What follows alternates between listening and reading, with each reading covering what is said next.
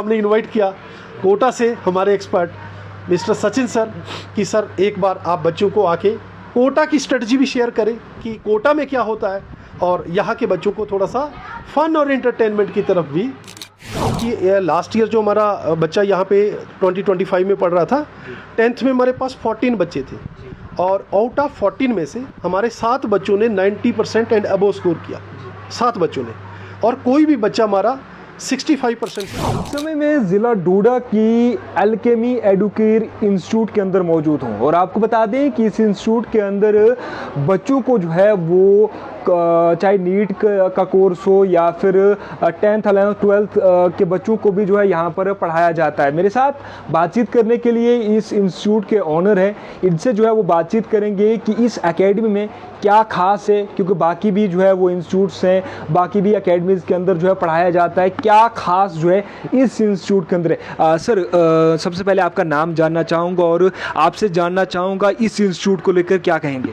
जी, मेरा नाम प्रीतम बिजयाल है और मैं अल्केमी एडुकेयर की तरफ से टुडेज़ न्यूज़ लाइन्स को थैंक यू कहना चाहूँगा कि आप हमें कवरेज के लिए आए। सर जानना चाहूँगा बाकी भी इंस्टीट्यूट्स हैं, आपके इस इंस्टीट्यूट्स में क्या क्या कुछ खास है। जी, सो एक्चुअल में क्या है कि जैसे बच्चा स्कूलिंग जो कर रहा है, ठीक है नहीं, और आपको मालूम है कि जैसे हमारे इस छोटे सी सिटी में डोडा में ही बहुत सारे स्कूल्स हैं और अच्छे रिप्यूटेड स्कूल्स हैं, काफ़ी टाइम से स्कूल चल रहे हैं, लेकिन जैसे एक स्कूल का क्यूरिकुलम जो होता है वो कुछ लिमिट्स में रहता है। बट जैसे बच्चा 12th के बाद में नीट या जेई का एग्ज़ाम लिखता है तो उसकी जो तैयारी है वो 8th से स्टार्ट होती है या 9th से स्टार्ट होती है। तो उस तैयारी के लिए हम इस कोचिंग में बच्चों को ट्रेन करते हैं फाउंडेशन लेवल से ही, ताकि आगे जाकर उनको डॉक्टर या इंजीनियर बनने का जो सपना है वो बहुत टफ ना लगे। नहीं, आपसे जानना चाहूँगा कि इस इंस्टीट्यूट में जो है किस क्लास से जो है आप बच्चों को पढ़ाते हैं। हाँ, एक्चुअल में हमारे यहाँ पे जो कोर्सेज है क्लास 8 से लेकर 8th 9th 10th 11th 12th, और इसके अलावा हमारे यहाँ पे ड्रॉपर कोर्स, और इस साल के लिए हमने यहाँ पे नीट की टेस्ट एंड डिस्कशन सीरीज़ भी लगाई है, जो कि बच्चे मई में पेपर लिखेंगे नीट का, उसकी टेस्ट एंड डिस्कशन सीरीज़ भी हमने लॉन्च की है। आपसे जानना चाहूँगा इस इंस्टीट्यूट के अंदर जो है वो टीचर्स जो है वो कितने टीचर यहाँ पर अवेलेबल हैं। जी, एक्चुअल में हमारे पास में यहाँ पे 6 टीचर्स हैं, इंक्लूडिंग मी 7 लोग हैं। और अगर हम बात करें कि साइंस में हमारे पास में जो फिज़िक्स केमिस्ट्री और बायो के तीनों टीचर्स अलग होते हैं, 9th के लिए भी 10th के लिए, और इसके अलावा सब्जेक्ट्स हमारे सारे ही साइंस मैथ्स SST और इंग्लिश।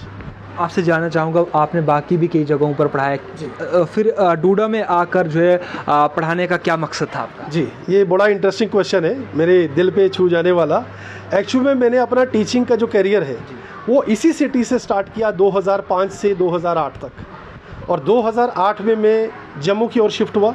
जम्मू के कुछ प्राइवेट स्कूल्स में मैंने पढ़ाया, वहाँ पे मैंने अपना कोचिंग भी रन किया।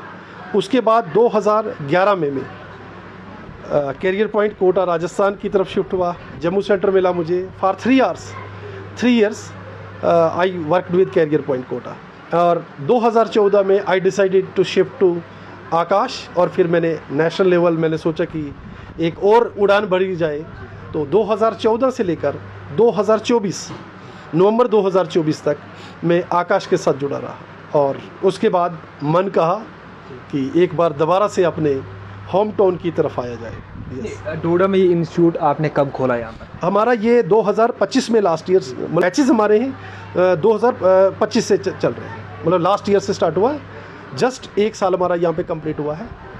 आपसे जानना चाहूँगा जो बच्चे यहाँ पर पढ़ने के लिए आते हैं उनको कितना फ़ायदा जो है मिलता है। बिल्कुल, तो सर अगर मैं इसी बात को करूं कि लास्ट ईयर जो हमारा बच्चा यहाँ पे 2025 में पढ़ रहा था 10th में हमारे पास 14 बच्चे थे, और आउट ऑफ 14 में से हमारे 7 बच्चों ने 90% एंड अबोव स्कोर किया, 7 बच्चों ने, और कोई भी बच्चा हमारा 65% से नीचे नहीं आया।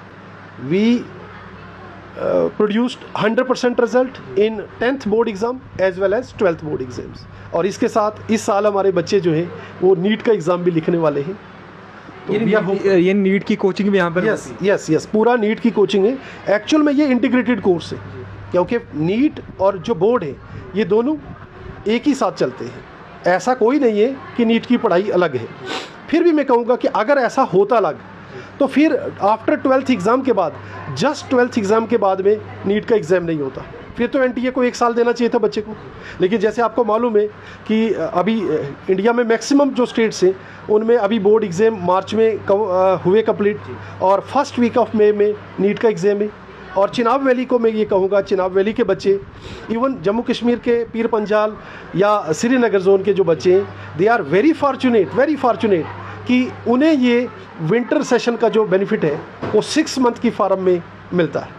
सर आपसे जानना चाहूँगा, आज हमने भी देखा अलग अलग एक्टिविटी जो है यहाँ पर हुई। सर कोटा से आए, क्या कहेंगे? जी, मैं तो सबसे पहले यही कहूँगा कि जैसे पढ़ाई जो है ये एक बोरिंग जॉब नहीं लगना चाहिए। ऐसा नहीं कि हम ज़बरदस्ती बच्चे को चीज़ें सिखा रहे हैं, या उसका भी आजकल बच्चे का जो है वो बहुत ज़्यादा बिजी शेड्यूल चल रहा है। बच्चा सुबह स्कूल जाता है, फिर उसके बाद कोचिंग आता है, तो कहीं ना कहीं बच्चा स्ट्रेस में ना रहे। तो थोड़ा सा उसके अंदर बाकी जो मतलब टैलेंट है, वो हिडन टैलेंट जो है वो भी बच्चे का आगे आए। तो इस चीज़ के लिए हमने इनवाइट किया कोटा से हमारे एक्सपर्ट मिस्टर सचिन सर कि सर एक बार आप बच्चों को आके कोटा की स्ट्रेटजी भी शेयर करें कि कोटा में क्या होता है, और यहाँ के बच्चों को थोड़ा सा फन और एंटरटेनमेंट की तरफ भी ज़रूर गाइड करें। सर से भी बातचीत करने की कोशिश करेंगे। सर आपसे जानना चाहूँगा, आप डोडा के अंदर आए, कैसा जो है वो टैलेंट यहाँ पर बच्चों में आपने देखा? बच्चों से मैं इंटरेक्ट कर रहा हूँ कल से। बच्चों में कॉन्फिडेंस है पूरा, बट छोटी सी जगह उनकी जो बेचारों को एक्सपोजर नहीं मिलता, तो वो पूछते में डरते हैं, क्वेश्चन नहीं करते बच्चे। तो कल मैंने बहुत मोटिवेट किया है बच्चों। टीचर ये फ्यूचर डॉक्टर हैं सारे। कल मैं 11th-12th के मिला, सारे फ्यूचर डॉक्टर हैं। तो मैंने एक ही सवाल किया, कल बच्चों आप डॉक्टर बनोगे, पेशेंट आके आपके पास बैठ जाएगा, कोई प्रॉब्लम नहीं बताएगा, क्या दवा दे पाओगे उसको? उन्होंने बोला नहीं। तो कहा सेम अभी आपने आपको पेशेंट समझो, ये डॉक्टर है, अपना जो भी डाउट है खुल के बताओ, बात करो। आप बच्चों ने बात करना 1 दिन में ही स्टार्ट कर दिया है। और ये एक्टिविटी एक्चुअली माइंड का फोकस बढ़ाने के लिए है, क्योंकि हम ह्यूमन में जो भी चीज़ हम लगातार करते कभी कभी बोरियत होने लगती है। हम सब भी पढ़ के निकले हैं, तो पढ़ाई का स्ट्रेस, तो ये स्ट्रेस रिलीजिंग एक्टिविटी है। अब डिसाइड किया गया कि हर महीने में एक एक्टिविटी करेंगे। अभी एक फन एक्टिविटी हमने करी है, आपने देखी। नेक्स्ट मंथ का फिर प्लान है, इन बच्चों को हम लोग अभी क्रिकेट टूर्नामेंट कराने वाले हैं, जिसमें स्टाफ के साथ अलाइन होते हैं। अच्छा, इससे दूसरा फ़ायदा क्या होता है कि एक बोलते हैं फ्रेंडली बिहेवियर, कि सर को अभी इन्होंने उस औरा में देखा था कि सर है, डायरेक्टर है इंस्टीट्यूट के, तो कहीं ना कहीं घबराहट, तो अभी फ्रेंडली हुए सर, बाकी टीचर भी फ्रेंडली हुए। तो एक बहुत बारीक लाइन होती है फ्रेंडली और फ्रेंडशिप में।